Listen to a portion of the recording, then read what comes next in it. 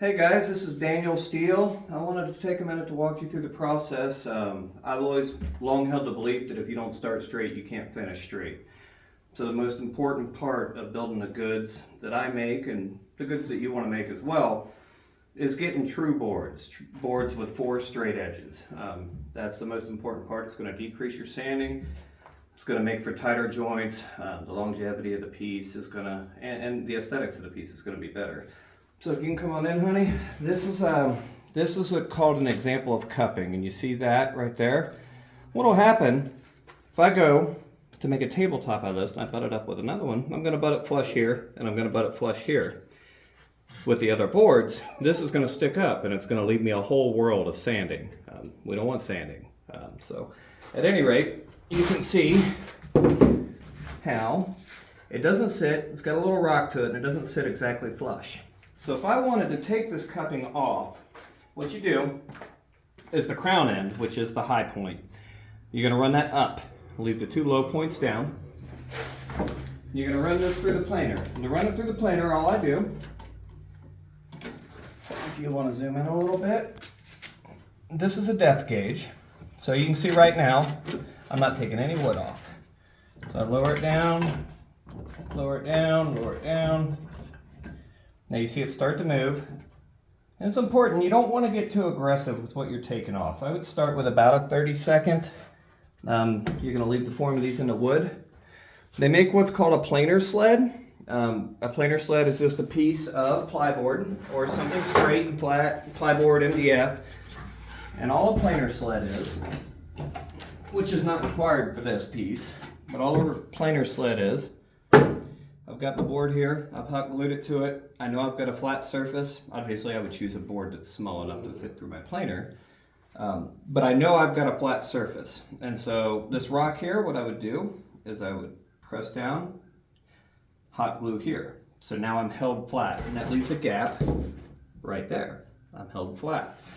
Now when I run it through, that's going to plane the top flat. We don't necessarily care about square yet, just flat. I need 1 flat surface to start with to make the other 3 flat.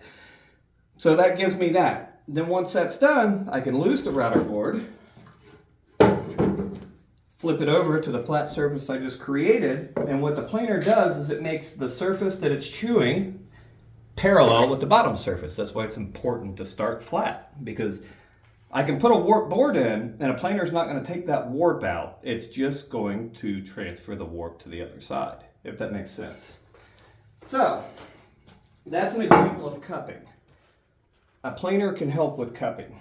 This is twisting. And a planer can help with twisting.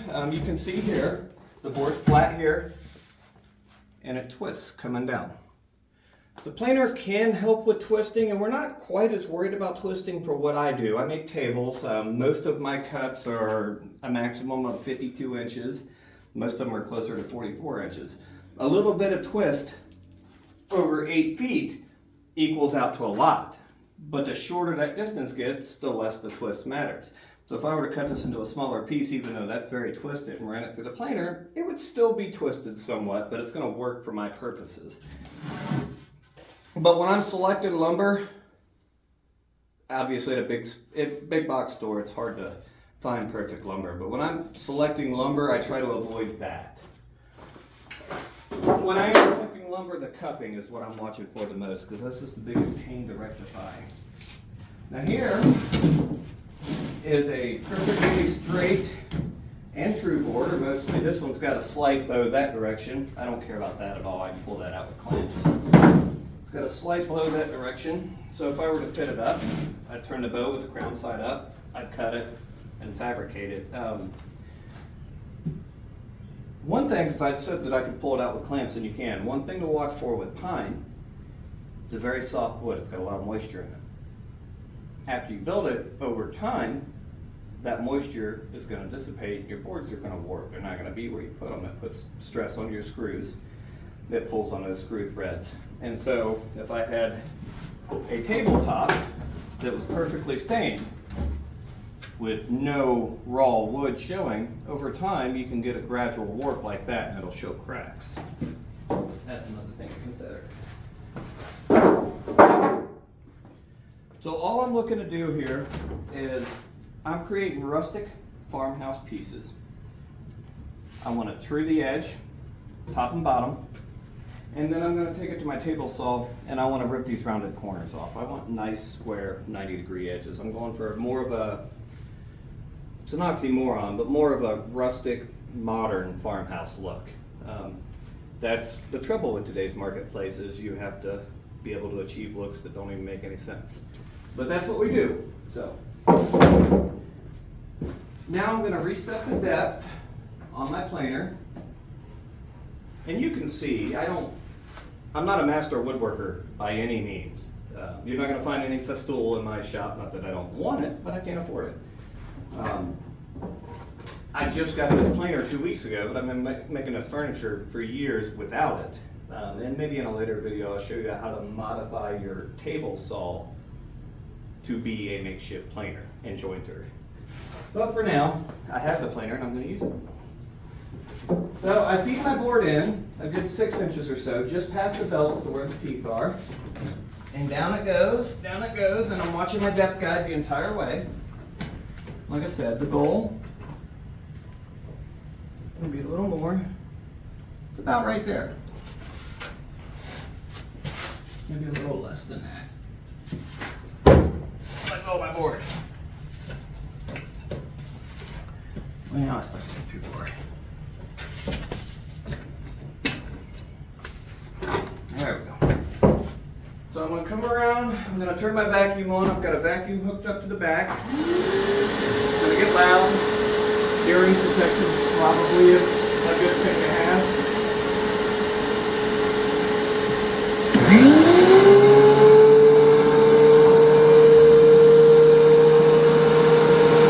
When you feed this, you can create what's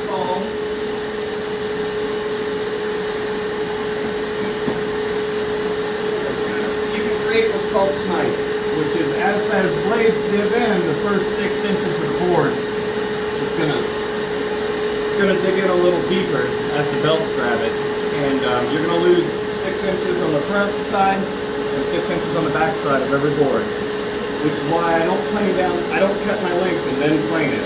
I plane entire boards to minimize the drop. If you were to cut your length and then plane it, you're gonna lose that 6 inches on every piece. So the way to minimize snipe is as I feed it into my belts, I give it a little lift up. Let the belt take it, hold it, and then once it's to the blades, I can set it down.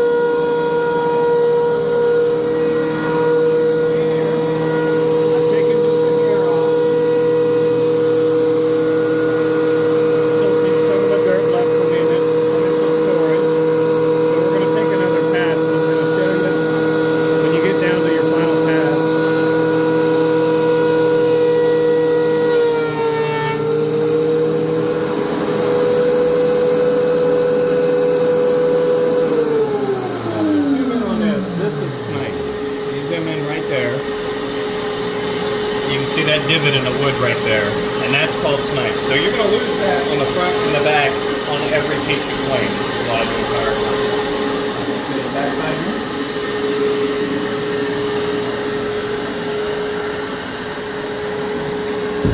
So what I'm going to do, take my handy dandy pencil, I'm just going to make some marks. I don't always do this. I've gotten to where I don't need to do this. But as you're learning, maybe not a terrible idea. The goal is I want all of my pencil marks to be taken off. Then I know I've got a nice flat surface, right? So I'll go down a quarter turn and go again.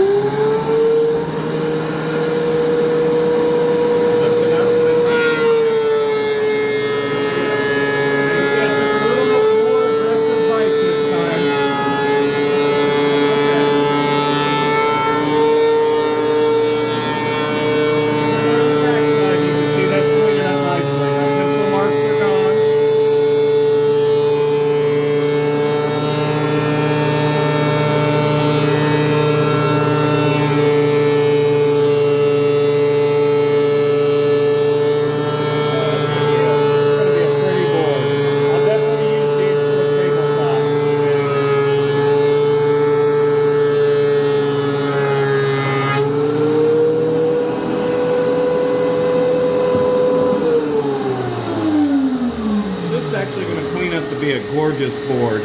These knots, and that's something to consider too. When I'm looking to build tabletops, I'm not looking for perfect lumber. I'm looking for these slight defects and variations, especially when you're doing a farmhouse or a rustic collection. They add character to the piece, and these are just going to stain up gorgeously.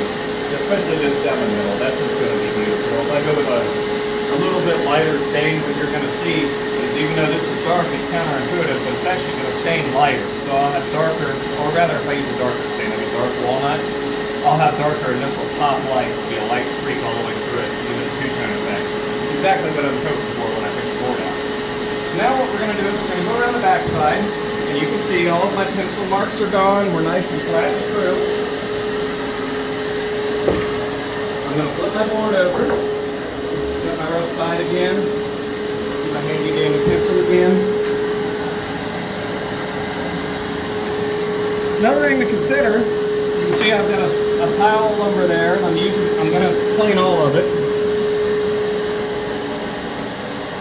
What I'll do is I'll do all of them on one side, and then I'll come back and do all of them on the other side. I'm going to do both sides of this board to shorten the video. But that's going to help me maintain a consistent thickness. What I found is it doesn't necessarily matter in most cases when you're designing your own furniture what the thickness is. What matters is that every piece is the same. That's something to think about. So I'm going to take this down. Pretty aggressive lighting.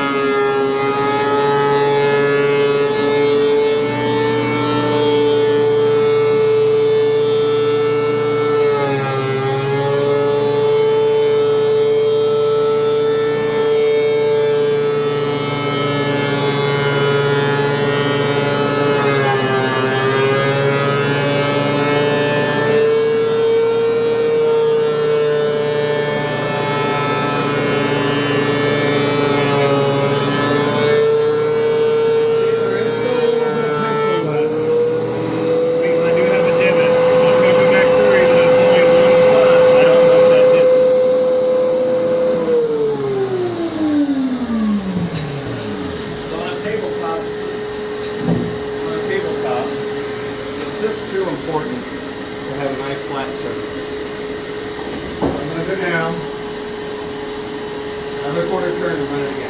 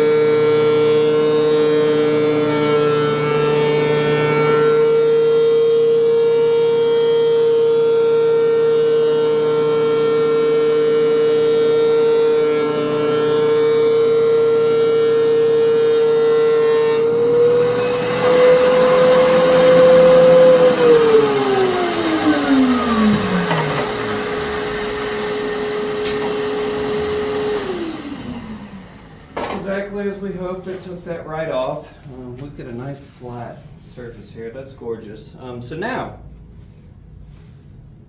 there was no cupping to this board, so I was able to just run it through. There was no twist, no warp.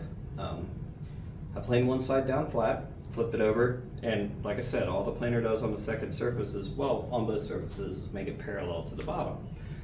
So in this case, I have two parallel surfaces. What you'll find is, you can stay there, let me grab a square. This is not the best square to show you, but it'll work. Well, maybe I'll get lucky. It doesn't matter. I'm going to rip the corners anyway, but to achieve the look I want. But if you'll come on in here, honey, and zoom in on that, you see that daylight there? So what that'll cause, and it's not much, we're talking a 30-second, what that'll cause is as I start mating these up together, that means this surface is not square with that. And if you're going to screw these two together or glue them with another board that's probably also not square, it's going to have a cumulative effect. The more boards you add, the more it's going to, or that way, or that way. But at any rate, as you pull them tight, it's going to twist and warp your tabletop, and you're going to end up with a wavy look. So this was important, my first step in my first video, to establish not one, but two sides that I can work from. Now that I've established those two sides, it's going to be a small task to come over to my table saw. And I will illustrate very quickly what I'm going to do without actually doing it. Maybe we can do it, I don't know, we'll see. But at any rate, you can come on in here, honey. Fine. Well,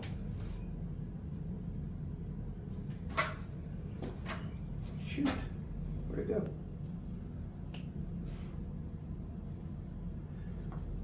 I'll tell you what, I'll make a note. We'll make one real quick so you know how to do it. Grab a piece of plywood.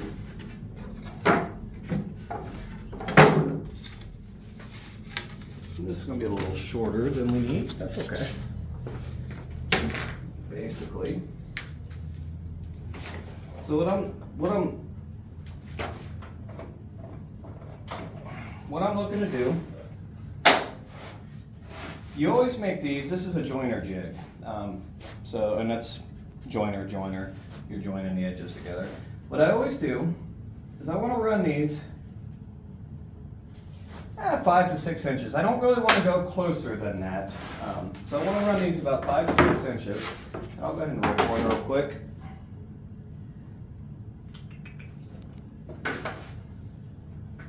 Sorry guys, I had not planned on doing this. Well, I planned on doing it, but I thought I already had this. So I'm going to rip this real quick and lower my blade down.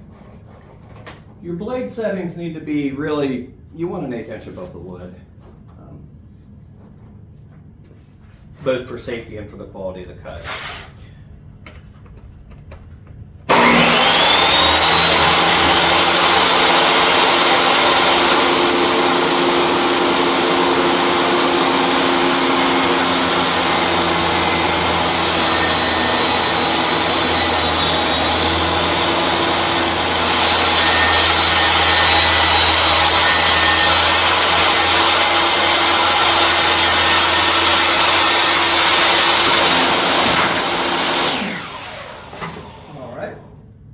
So, now what we're going to do,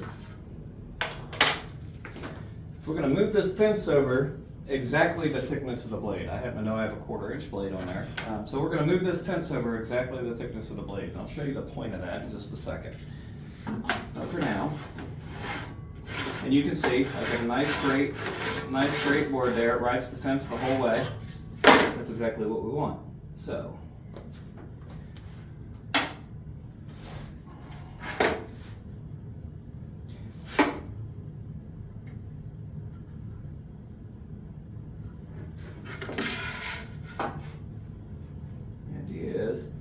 what I'm looking for, if you'll come here, honey, is I want to flush my blade up with the edge of that board. The outside of my blade with the edge of that board. And I'll show you the point of that in a minute. But for now, just know that's what I want to do. And so I took it just a shade too far. I think that's...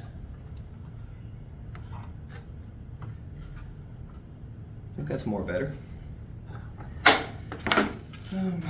So, I'd left this part out. Preferably you want to start with a factory edge. The reason you want to start with a factory edge on a manufactured board is because it's guaranteed to be straight, or straighter than most boards you're going to find anyway. So now that I've done that, what I'm going to do, factory edge against the fence.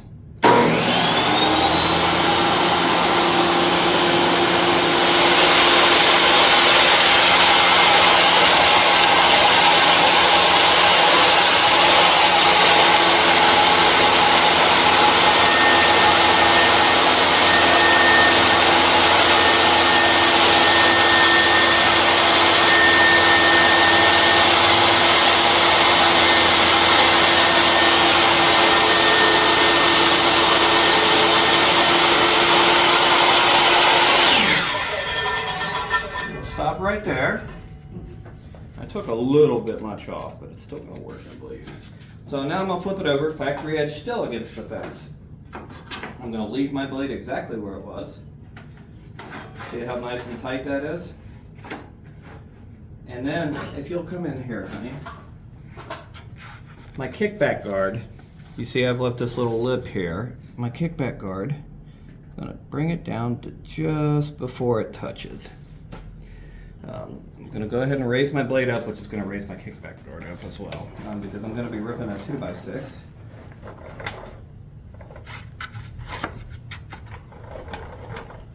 Should be high enough, I would think. I'll leave a little bit of room too. Room to grow, that's what we say, I guess. I'm gonna grab a clamp or two and clamp that in place.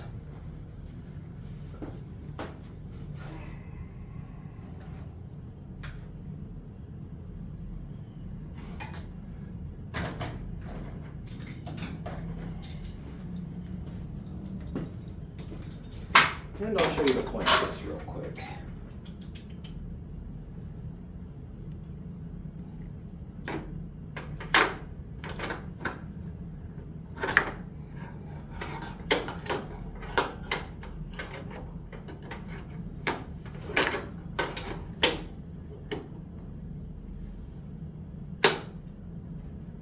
Really, that should be all I need, but put another one in there, because why not? One is good, two is more better.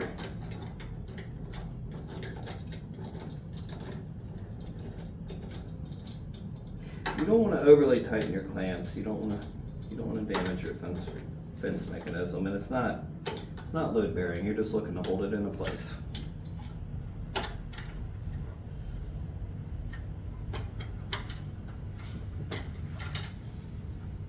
Trying to push against the fence. And that's fine. So, let's get this out of the way. Move that board for a moment. This video's ended up being a little longer than I had initially intended. Oh, you're gonna want to step back, honey. I'm coming towards you.